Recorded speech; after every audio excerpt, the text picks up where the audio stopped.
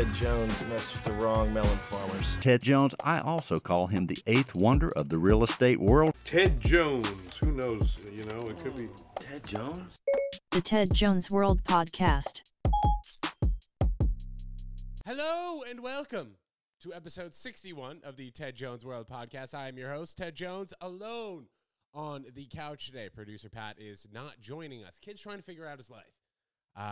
Just alone on the couch. Yeah, though. he's about to sign a lease on an apartment for however long. He doesn't even know. He's gonna be signing a lease month to month, and he thinks New York? and he thinks he's gonna be getting out of his lease at the end of December, then hopefully subletting it to someone. But I don't think landlords are too chill about that kind of shenaniganery. 61, Katie. 61. Your guy Roger Maris. Have you ever heard of Roger Maris? Never heard of Roger Maris. Roger Maris took the home run record away from Babe Ruth in the 60s, and he was the last person to hit above 60 home runs without any steroid shenanigans. I know I've said that word twice now, but that's a shenanigan as well.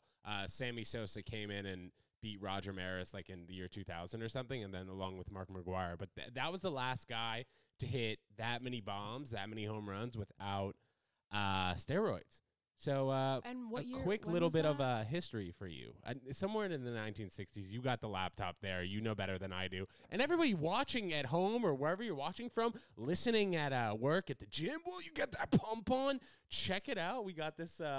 We got the map behind us. Katie, do you like the map? I like the map. It's a little, the way we have it now, a little low effort. But I think what we're going to do is we're going to get people to sign it, and then we're going to fill up that wall. Yes. Producer Katie coming through with the genius ideas. If you guys have not listened within the past 3 episodes, Katie's been with us every time.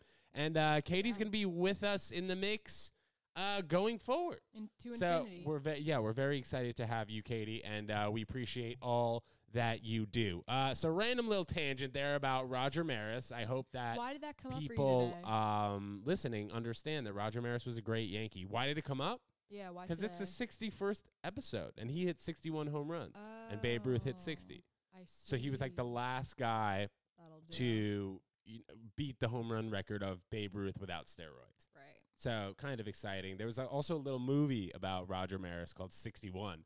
I'm not sure if you guys had seen that, but he was very stressed throughout the movie, breaking the great Babe Ruth's home run record. He was like losing his hair a little bit in that movie. I have a real question. Sure. Go. Why are steroids illegal in sports? And I know Interesting question. That seems like something that everybody knows the answer Yeah. to. But like what is and isn't steroids? I guess it's just drugs. Well, is I think steroids. they have a banned substance list for each sport, but I think the only place where steroids are fully welcome is at like a Mr. Olympia. Like that? most of the guys that I follow on IG who post shirtless pics are like all these like steroid bound enormous dudes, and you just can't get that big like regularly. I think it's got to be putting on like at least 20 to 25 pounds of muscle to the point where like you're taking like the HGH and steroids like that. But Mr. Olympia is like the only event and only kind of sports thing. I mean, if you can even consider it like a sport, is the only real place I think where all steroids are more than welcome. Do you know a lot of guys on Instagram who bulk up like this? I mean, you talking about like take steroids and such? Even forget the steroid. I mean, like who? Like Yeah, bulk? like, I who, mean, like, no, not Mr. really. I mean, Olympia I guys? follow like a bunch of jack dudes, It's which just is like fun, it's yeah, it's the like literally Explore my page, like my something. explore page, and then on TikTok too, like my For You page is just guys flexing. On my Explore page, I've been nonstop lately, just getting celebrity news, which in the beginning I was really resistant to, and then now it's like, all right, that's actually on my way here today. You want to get? I mean, you want to give us some celeb news? Anything interesting? All bad. It's all bad and not that interesting. But How do you mean? It was amazing coming here. I was just brainstorming, adding to our long list of things to talk about. Yes, very long. And I went through Twitter, see what was trending, nothing that interesting. I went through Reddit, see what's going on, not that interesting. And so I re-downloaded Snapchat.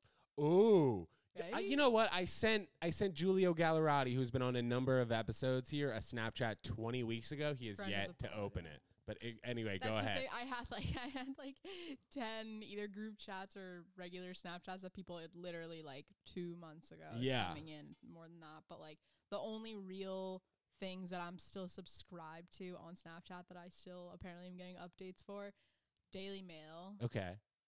Elite Daily. Okay. People. And one more of it's exactly like that. You know what's funny? I find that like those gossip websites, while sometimes they do provide like just an unnecessary amount of gossip, they do have like current events. You know, like a Daily Mail. Like for the other day, for example, I was looking at Daily Mail and they were saying how Taiwan hasn't had a COVID case in 200 days. Oh yeah, you said that. So like that is some valuable information. I'm usually like an MSN.com guy. I mean, occasionally I'll like hop on Page 6 or TMZ if there's some juicy gossip that I had previously heard of. But like, I don't know, the phone addiction is real. You know, whether it's like the gossip edition or the phone edition itself, it's just anytime you have that phone in your hand. I mean, it's got to be really. Not just for me. It's got to be super tough for people just to put the phone down and not really pay attention to it, especially since like people are working from home. People are still quarantining, you know, I guess. Right. People are very bored quarantining, obviously, but I think the phone has just become such more of like a habit within the last 6 months because people are forced to stay at home and then they're not, you know, shutting off emails once it turns like 6:30 p.m. because then your boss expects you to respond to everything at any given time. So working from home has definitely taken a shape of its own. And I feel like people are becoming more attached to their cell phones, believe it or not. You know what? I'll buy it. I'll take you up on the work thing that people like have a harder time signing off at the end of the day because you're in the same place. Yeah. But I want to challenge you saying that people are more addicted to their phones now. Sure. I want you, I don't know if you can do this now. I don't know if this is like accessible information. Uh-huh. You got to look at your average phone time. No. You're talking February, and you are going to be probably exactly the same. Maybe a little bit, but I'd say I could feel it kind of, you know, like when I was that like natural like 6 hour a day guy, and then I just jumped up to like a cool 6:30, 6:45. Now, how embarrassing is that to admit that I'm on the phone at least 6 hours a day doing nothing? I get that. So every week I get a new thing. Yeah, it's like every Sunday it's like it's up 17%. Or it's like it's down 17%. That's a nice thing to get. With an average of like 6 hours nice and 15 notification minutes still. But this very week, it's Thursday now. Uh-huh. I on Monday said this week I want to do something crazy. I want to just be able to have the screenshot on my phone of saying your screen time is down like 90% this week with an average of 25 minutes. I was trying on Sunday. But you can't work like that though. So I'm thinking like I'm just gonna be on my laptop all day long. Right. I'll log in. Switch it over because that's what happens to my iPad too. Like I'll switch over to the iPad and then it's like, oh, you spent 3 hours on the iPad this week. I'm like, fresh. And then so I said I'll log into my Instagram, I'll log into Twitter, whatever, do everything on my laptop. And then at the end of the day, Monday, I'm like going to my phone. I'm like, oh, it's going to say screen time 10 minutes today. And it said 8 hours and 41 minutes. Oh, it connected it? My computer. Oh. So I'm hopeless. What am I? I'm not. Wait. Does that hold like your computer time that like your computer is on? Because there's no way you're scrolling for 8 hours and 41 minutes. It said Finder for like 3 hours. And that's like an Apple Mac setting. The Finder has like, don't they have that face? Yeah, that Finder face. Yeah, it's got that mad old face. No, it's just purely like the computer's sitting open and I'm like cooking whatever.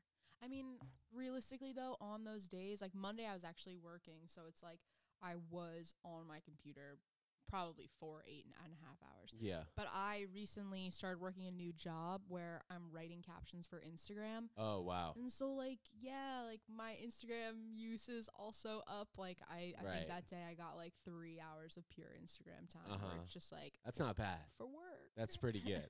Also, I mean, there's so many different vices now. You know, I just joined the TikTok brigade, Ted Jones World one. I have some TikToks I want to run by you to, for you to let me know if you think it's appropriate. Yeah. But But I think just like people are hopping back from app to app. And whatever it really is, you have like your 4 to 5 apps that you check every single day, no doubt. And most people, I'd say you got to be checking those 4 or 5 apps at least 10 times a day. And if you're not, you're not fooling anyone. I don't believe you. 10 is like I mean, this was also 10 is also nothing. Are you saying that? 10's nothing. Nothing. It also and how says scary is that too? On your screen time, it says how many times you just picked up your phone. Oh, I haven't gotten that deep into the screen time. You should look at that. No, I don't want it's to. It's like 127 times. Oh my God. Like refresh Instagram like 100 times Not today. Even. It's easy. Like, but how many times do you think you were on your phone and then you put it down and then without even doing an action between picked it right back up and looked again? Oh my God, it's sick.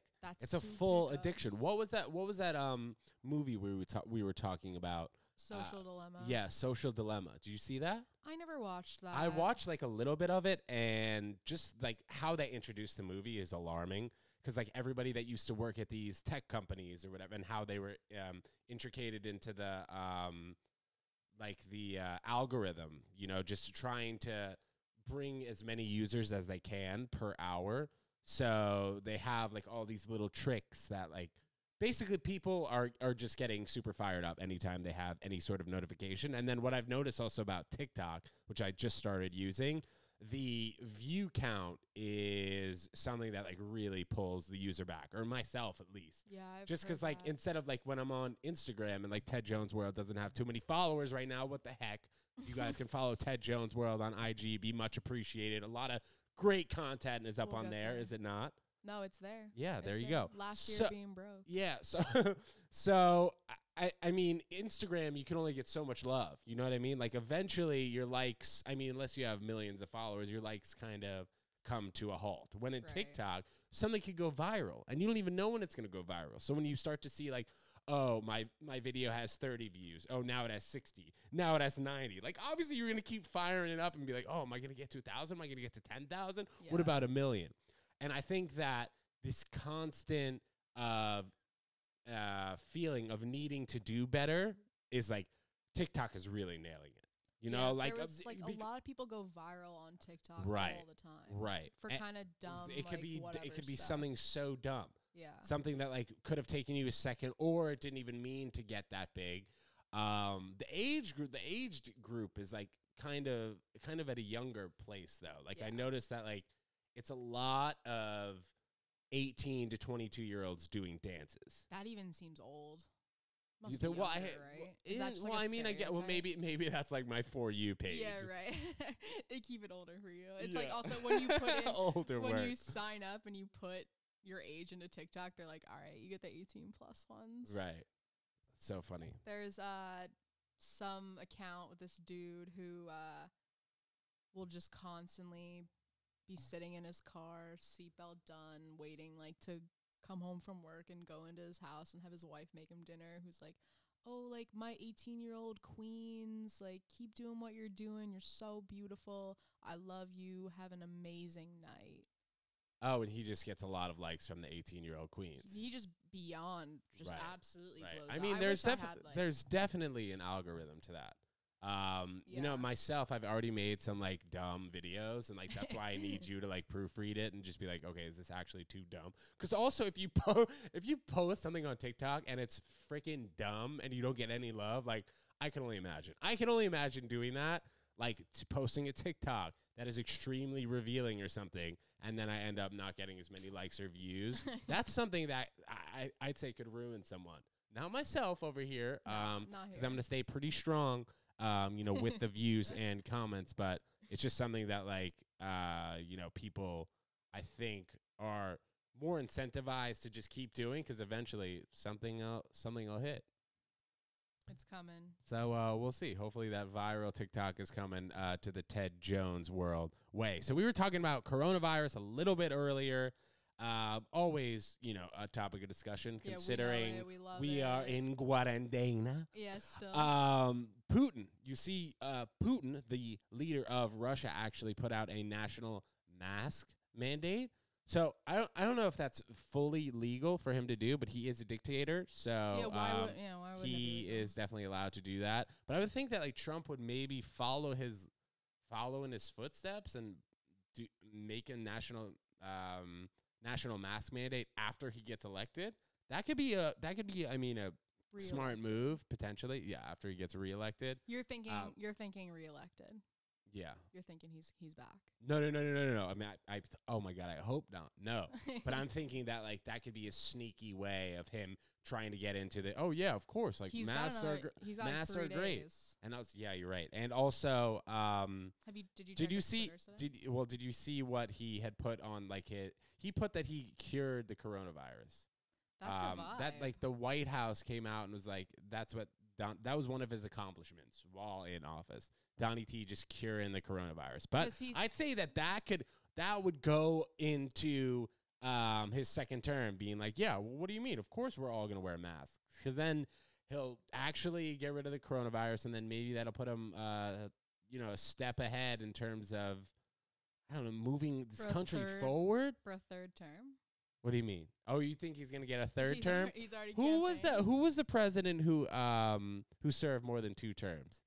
That's a good little trivia question. I remember maybe it was Lyndon Johnson. This would be insane if I get this right. That would be it was FDR. FDR served 3 terms? Yeah, 4. 4. 16 years? I don't know this. Well, that's 4 terms. Well, I was just spitballing there. I didn't expect you to actually. I know, it was about to be like, no, I don't think this is true. So so you were working the poll for the election. Working the poll? You're working the poll. I'm working the poll. You know what I mean? You are a poll worker. You're a poll worker in Manhattan for the election.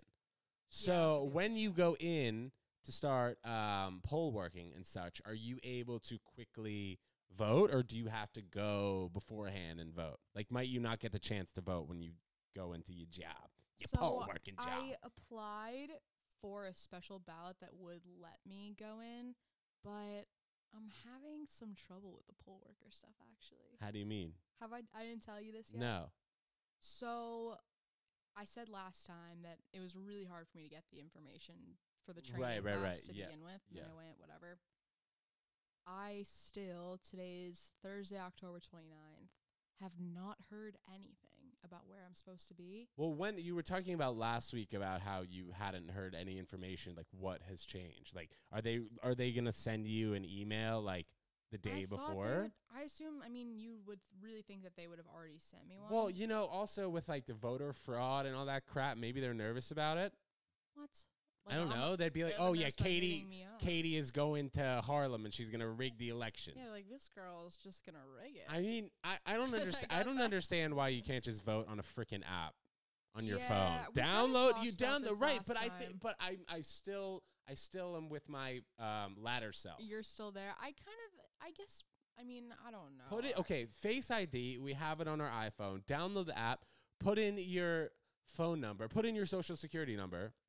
It's just better than waiting online for 4 hours. Yeah, I definitely feel that. And I feel like any type of voter suppression is kind of in the mix just because you have to wait so freaking long. I know. Like people don't have time to wait even for an hour before work. You know what I mean? Exactly. I think that they just like need more machines. It's like mad weird actually how they do it all. My early voting place that I haven't been to is at Madison Square Garden. Yeah. So wait, what do you mean your early voting place? Like place? It's not at the normal place that I would go. Okay. So it's going to be at MSG. Why is that though? That it's not at the normal place? So because I guess they're like loading up a bunch of different places. Like a bunch of different polling locations are all not open until Tuesday.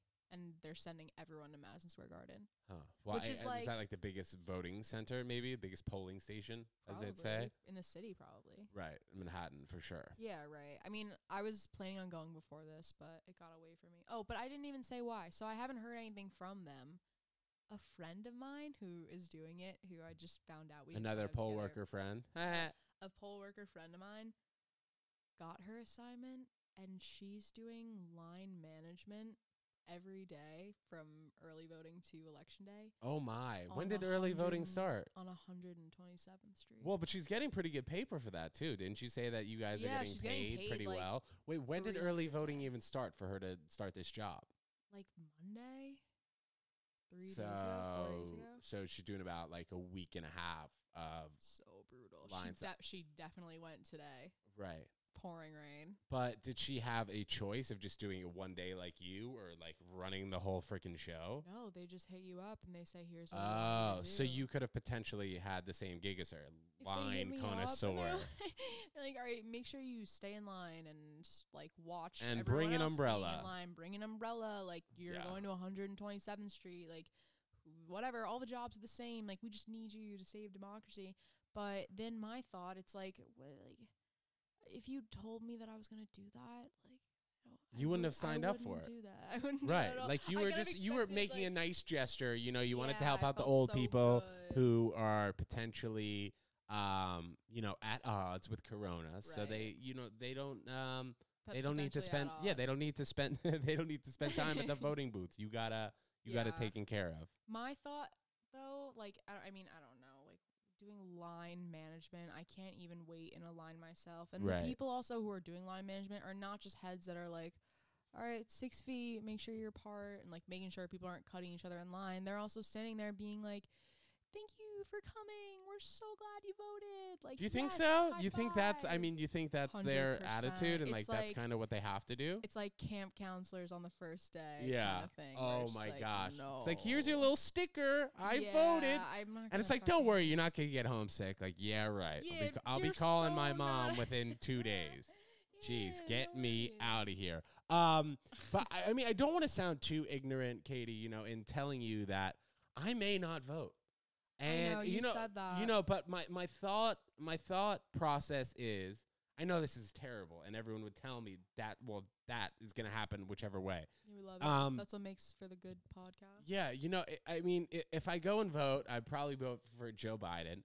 I can't see myself voting for Donnie T because I'm choosing people, you know, over money. I think that's what also has been like his ongoing slogan for like the past week. Now that people are voting and like, you gotta choose the people over that. It was some clever thing, but just in general, you know, I couldn't see myself voting for a Donnie T. Well, one, I don't make as much money as this tax cut situation. 400K. That I don't make $400K as of right now.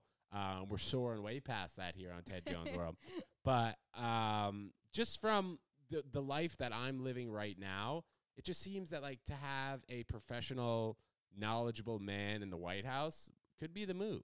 But also, like, I don't know, I'd also vote for me way before I'd vote for either of these two gentlemen. I'm just saying vote that. For you over them, but you know what I mean? But people are saying that. I've asked at least 5 people; they'd much rather vote for me, just because I'm a logically thinking individual. And if I could just have everything laid out for me, and then I have professionals in each kind of category. This is what Kanye was saying. Kanye was saying, just let me have all the professionals in each aspect of the government or whatever, and he'll listen to them, which is one of the smarter things I think he said during that 3.5 hour Joe Rogan interview. You want to talk about that a little bit? I want to talk about it a little bit. Sure. To be honest, I didn't finish it. Okay. I couldn't get through it. Okay. I put it on 1.5 That's what times. I should have done. Yeah. So I knocked that out in what, I guess like hour and 45 minutes rather than like 3.5 hours. So it was definitely a lot easier to knock out just because like the speed of the sound was going a little bit quicker. Because you listened to it faster. Yeah. And because I listened to it faster. Lich. But yeah, he was saying a lot of good shit. He was not really organizing his thoughts that well, but I think everything that he was saying sounded fine. Like, I did not think he was a nutcase. And prior to seeing this Kanye interview that I'm talking about with Joe Rogan on the Joe Rogan Experience, it was like episode 1554, I believe. Yeah. And it was like last week. Prior to this interview, and with everything that people are saying about Kanye, him being unstable, him being bipolar, I really thought that he did a good job kind of laying out all of his thoughts on the paper. Now, while all of his thoughts weren't really organized in a presidential way, I think that if he had a team behind him, you know, a team that was super professional and he wasn't going to be making biased opinions, I don't know. He could be a good guy for the job. Jennifer Aniston was saying it was not funny to vote for Kanye, and then Kanye was like, "Well, I didn't think Friends was a good show either." You saw that on Twitter. Good slash there by Kanye, and but yeah, I mean, we can hop over to his wife's side. You know, she's in a lot of trouble because she had a banger in where was it? The Bahamas for 40 years old. All right, let's chop it up about Kanye? Yeah, please. What did you think? I think he laid everything out, and now he just needs a professional. I think with Kanye, he's, of course, a very smart dude. Like, you can't not be smart and make the music that he's made. Sure. I think that's or like done what he's done. Or done what he's done in general. But I think that when he has an idea, he thinks that ideas equal groundbreaking thoughts. Like, I think he has an original thought, and he's so wowed by the fact that he came up with something that he finds, like, coherent. I don't want to all right, so, like... Are you talking about anything in particular, like what he was saying on the podcast, Joe Rogan podcast? I mean, let's talk about the music industry stuff. Sure, go ahead. Right. A big thing of his is that the music industry is so exploitative, and I think it is. Right. I think like definitely lots of people would agree with that, and that's all the messaging that we get about that. I think, and then he has his own personal experiences with it, where he's been messed up and lost ownership of some of his masters. He keeps talking about, but it's like I think that when he experiences something negative and then analyzes it in his head, he sort of assumes that everyone feels that. No, that he's the first person to identify it, and that everyone will connect with it, and like it's gonna be the most groundbreaking, amazing thing. Where it's just like we all have ideas sometimes, Kanye. Right. Like that doesn't, like maybe even if like you are a leader and you can do this or that, like what is that?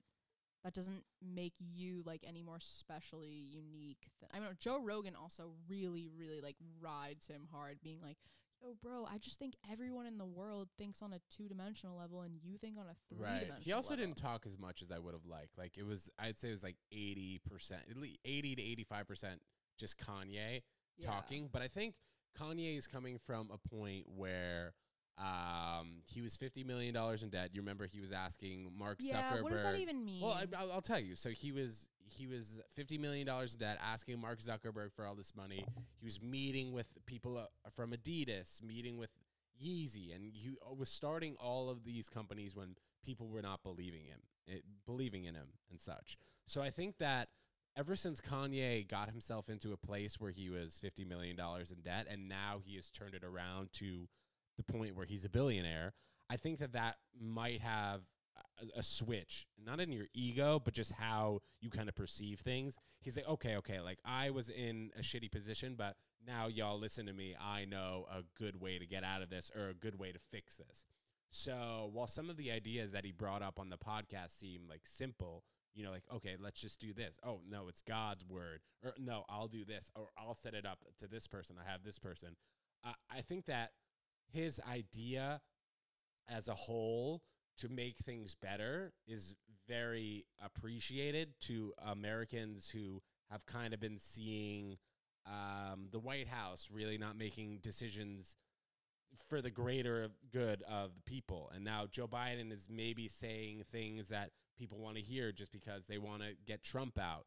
I think that Kanye came from a place where he potentially maybe didn't think he was going to win. So that's why he's kind of laying everything out like, oh, the Lord will take over, or I'll have professionals do whatever needs to be done. I mean, I'll have professionals do whatever needs to be done. That's like I feel like that's like the implied part of being a president. Like, but I think that him being in that much debt and him figuring it out has really put himself in like a different headspace. Can I press like the debt thing? Sure. He wasn't like net worth negative $50 million. Right, he just owed $50 million. Yeah, he probably still had more than $50 million. He just owed people that much money. Sure. And then Kim Kardashian is like been a billionaire now for like a couple months. It's crazy. He was, like, they're close so rich over there. So it's I don't know. I mean, like I don't really get. I mean, it's like the whole bankruptcy thing. I have no idea how. Or he never declared bankruptcy. No, he didn't. But I'm sure he was pretty close. He was just in this debt. And then he's like made a big right. Twitter show about it. And like someone like me hears that, oh, Kanye's $52 million in debt. I'm like, that's crazy. That means he's negative. Yeah, totally. And it's like, no, totally. it's not. He you don't have to like $52 fully understand it. Just like, I mean, Donnie T, you know, declaring bankruptcy, I believe 3 times. Yeah, right. Just like reorganizing your funds. Or 50 Cent declaring bankruptcy. Yeah, I mean, right. like any of those. It's just like when you declare bankruptcy, I think it just means you're off the hook. It doesn't mean you don't have any money. Well, it depends. It depends on what chapter you file it. But that's a conversation for a tax attorney. Yeah, right. I don't. You and I are neither of the two. I know we could try, and we just won't get it. We could. But a supportive wife, I suppose, as of right now. Kim Kardashian, right? So she got in a lot of trouble because she posted vacation photos. So what? Are you saying are you mocking me and saying so what? I'm so not. She went out and had said that everybody who went to wherever the hell they were, where were they? The Bahamas. Everyone had quarantined. Everyone tested. Oh, I do know. Leave the lady alone. She's 40 years on old. Marlon Brando's private island. Wow, he had a private island? Yeah. Good for Mr. Marlon Brando. I wonder if the people listening and watching even know who Marlon Brando was. Oh, he's a classic big-time actor. Stella! Old school. Old Hollywood. Like he was gorgeous back in the day before he got massively obese, and then his son committed suicide. He just had a very sad ending of his life. Like, he was so fat when he died. Was he the Godfather? Yes. Yeah, he was, and he had that underbite. So sick. Yeah, phenomenal actor. Definitely like one of the greats back then. So okay, so Kim and how many? How many people was she with? Like 20? 25. Okay. She said they all quarantined, and then she said whatever. Like I'm not gonna tell you why, but just quarantine for 2 weeks. For me, if Kim Kardashian said to me, "I'm not telling you why, but quarantine for 2 weeks," I would do it. I think all these people did it too. Same. And then she took them all like on a private jet on to a this jumbo island, and they took a big. Did you see how big that plane was? No, I actually didn't. It was. I think it was a 747, 737. Is that a number? 777. 777. I think that holds like 200 passengers when it's all filled. Yeah, so 200 quarantine heads. Well, she had like 25 people on it, but also like, how did she organize all those people from all those different types of life to join them? Because there's nothing freaking going on. We're all quarantining in general. If Kim Kardashian wants to go to an island with 25 of her biffles, right? You know, quarantining before, leave her alone. She's 40 years old.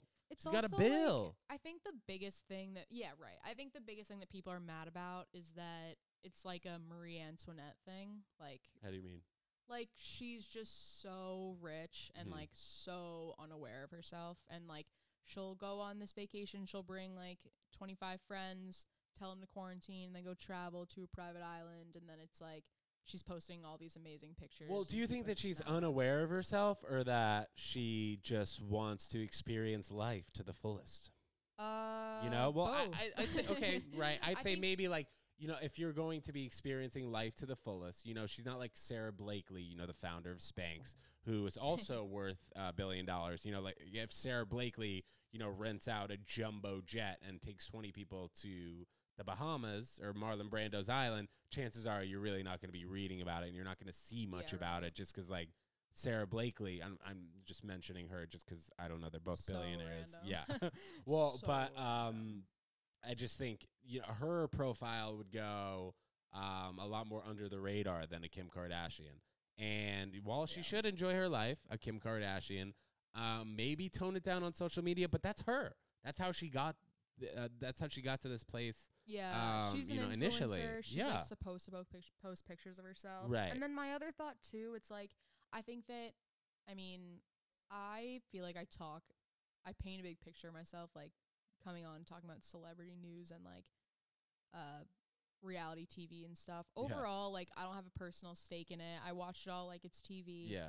I think that once lockdown first started and that Imagine video came out, the Gal Gadot video. Oh, where they were People, all like- singing Imagine, all the Yeah, celebs. so Imagine, brutal. oh, the Brutal. people. People just immediately. Why was that? for Why the is that very- so brutal? By the way. Well, because it was just dumb. It was just like, why do you think this helps? It was more just okay. So I think that was the very first moment of like a national public pushback of like celebrity culture in general. Just like that was a moment where it's these celebrities, Gal Gadot led, like came together and being like, we're just gonna do something that'll make them smile. We're Virtually, gonna make them right. feel good. Yeah.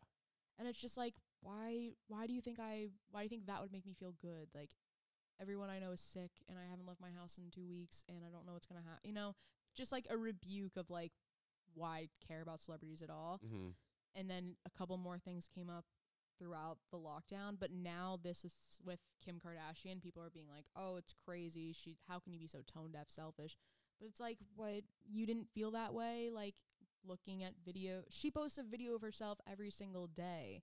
Her Snapchat stories are like, or her Instagram stories are every line at the top. It's like just like dot dot dot dot dot dot dot. Oh, dot, right, dot, right, a right. So million that's things. like 100 It's like, stories. why did it take this Right. to get everyone so freaked out? I think it's sort of just like dumb and hypocritical. And if people actually want, People this are kind of jealous. thing. 'Cause people, Yeah, she's people in, are I mean, jealous. she's in, she's in all of our faces. and like You know, and I that's her job. understand- I understand like people thinking like that it's annoying why post pictures and tone deaf, whatever. But it's like, that's her job. You freaking out is also contributing to her doing this. Presumably, I don't think she sees those comments and is like, "Oh, I shouldn't post any more pictures." No shot. It's just like, I think the only solution, it's like people should just kind of stop caring. Right, and you know what? And I'm sure she also gets paid quite the amount of money per story Oh, or yeah. per post. So she's 100%. working. You know She's what I mean? working. She's on a paid vacation. She 100% is. Like, every dollar that she spends on this vacation, she's getting back in some form. There's probably free merch. She made Kim's birthday merch, and everybody got like a new Apple Watch engraved with like Kim whatever, and Yeah, it was yeah, just yeah. all paid for by whoever. Totally. It's just, it goes back to being like, all right, like if you really want celebrities to stop, then like you have to stop posting about them. Yeah. I don't need celebrities to stop. Okay. I want to talk about really quickly before we sign off. Yeah. Emily Radekowski is pregnant. Yeah. Did you know So her rise to fame, I don't know if this is the right word, Katie, correct me, befuddles me. Is that a correct word? I think so. I mean something that I think has really been interesting to me, just because she was in one music video in what was it? It was probably 2014. You remember that? Blurred Lines. That's the one. With the Blurred Lines with Robin Thicke and Pharrell. Can you find Great out what year video. that was at? She was in that music video topless. This was right before, I think, 2013. things got fully scanned, like where this would not be acceptable anymore. Like 2013. That's really that's like the only project I know of her from. I mean, do you know of her doing other Before things? then or after? I mean, I've seen her in a few movies. I think that, that was the initial thing that got her famous. But like, Yeah, what right. about movies in general? She was like, she had a couple of cameos in like that Amy Schumer movie, I think. Oh, right. She was in Gone Girl, but I never saw that. She was in I Feel Pretty. She was in Entourage, but I didn't know her then. Oh, right. We love Entourage. We here on hate Ted Entourage. Jones. We hate Entourage. So I'm sure you guys have heard it by now. My 17-year-old ex-girlfriend, I broke up with her, and then the night of my sister's bat mitzvah, she went on a date with Adrian Grenier. It was the worst night of my entire life. But we don't talk about Entourage anymore. Why did you just bring up Emily Radekowski though? She's random. She's pregnant. Oh, just cause? Just because she's You bringing the pregnant. baby news? It was a big. Yeah, I'm bringing the baby news. It was a big thing. It was like on the cover of Vogue. And Oh, okay.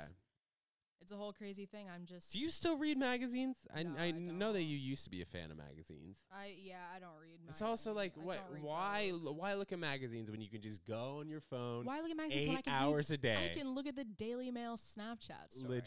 There you go. Katie got it all figured out. Episode 61 in the bag. Producer Katie over there to the right of me. Great job today, Katie. And we we covered a lot of topics. Is there anything else you want to talk about? Anyone else pregnant? Did you see Borat?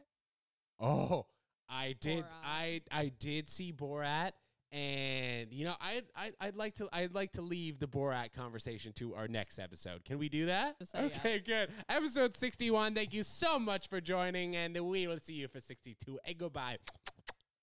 Ted Jones messed with the wrong melon farmers. Ted Jones, I also call him the eighth wonder of the real estate world. Ted Jones, who knows? It could be Ted Jones? The Ted Jones World Podcast.